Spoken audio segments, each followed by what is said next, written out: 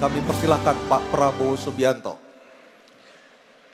Saudara-saudara sekalian, kita patut bersyukur bahwa dalam beberapa dasawarsa ini negara kita terhindar dari konflik bersenjata dengan negara asing.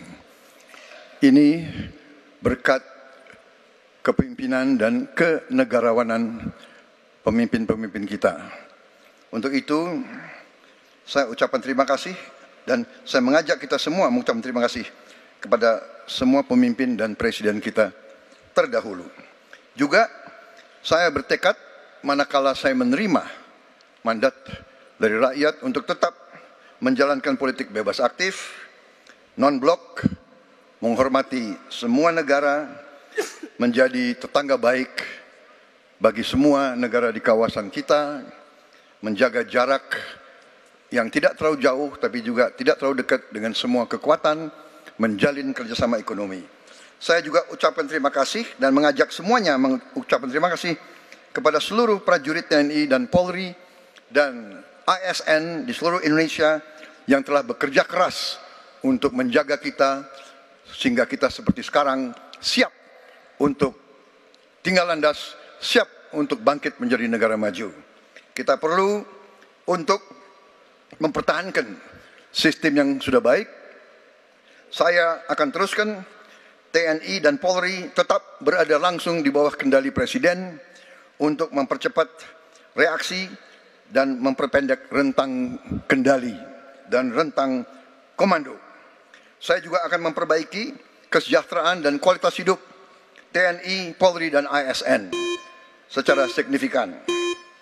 Saya mengajak semua bangsa bersatu, rukun, dengan kerukunan, dengan persatuan, kita akan jadi kuat. Waktu habis. Terima kasih. Bapak Prabowo Subianto. Calon Presiden nomor urut 3 Bapak Ganjar Pranowo untuk menyampaikan pernyataan penutup. Waktu Bapak 2 menit, silakan. Terima kasih. Untuk mengakhiri ini tentu saja saya ingin membacakan kembali data, saya khawatir kita keliru. Kalau dari buku Himpunan RKAKL 2019-2004, anggaran Kementerian Pertahanan 2019 107,158, 2020 127,358, 2021 136,996 triliun. Ada peningkatan.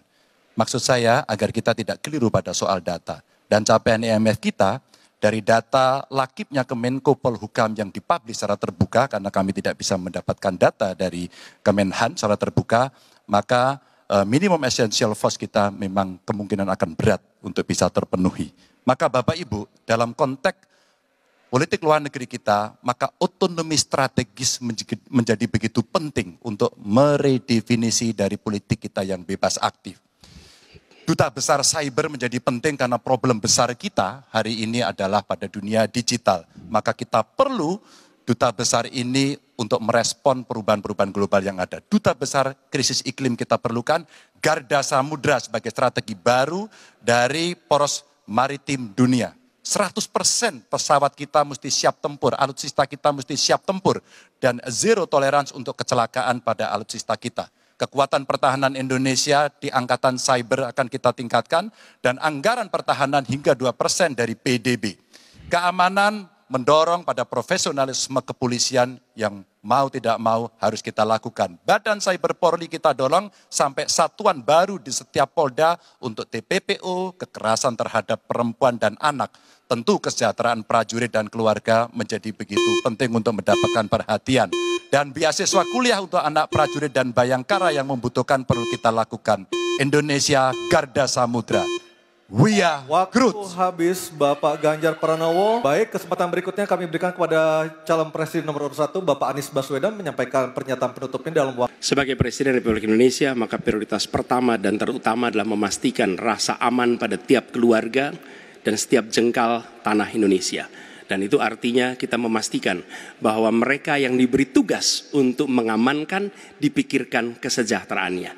Memastikan bahwa kenaikan gaji tiap tahun, memastikan mereka punya rumah dinas, memastikan kesejahteraannya aman. Sehingga mereka bisa konsentrasi. Siapa itu? TNI, Polri, termasuk ASN di bidang pertahanan. Itu kunci nomor 1. Yang kedua, Ketika kita berbicara tentang menjaga keamanan, maka kita juga berbicara tentang bagaimana pelibatan kita di dalam kancah internasional.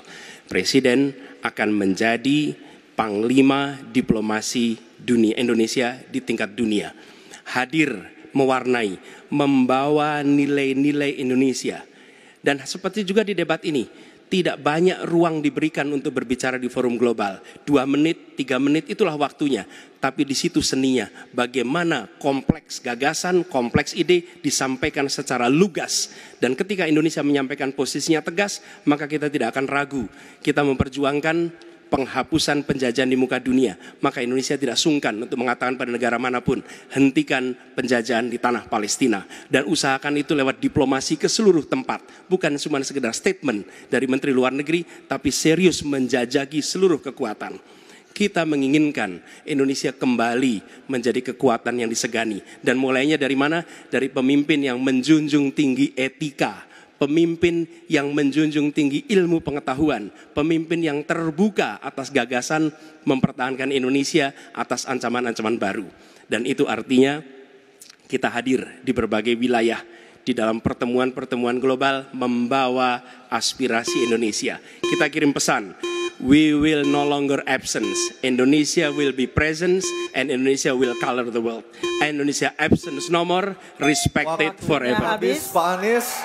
Dan kita berikan apresiasi kepada para calon presiden 2024 yang telah merampungkan seluruh rangkaian debat pada malam hari ini. Hadirin kami persilakan untuk tepuk tangan. Dan kita tutup acara kita malam hari ini. Saya Aryo Ardi. Saya Anisha Dasuki mengucapkan terima kasih atas kebersamaan Anda. Sampai Selamat jumpa. malam. Selamat malam.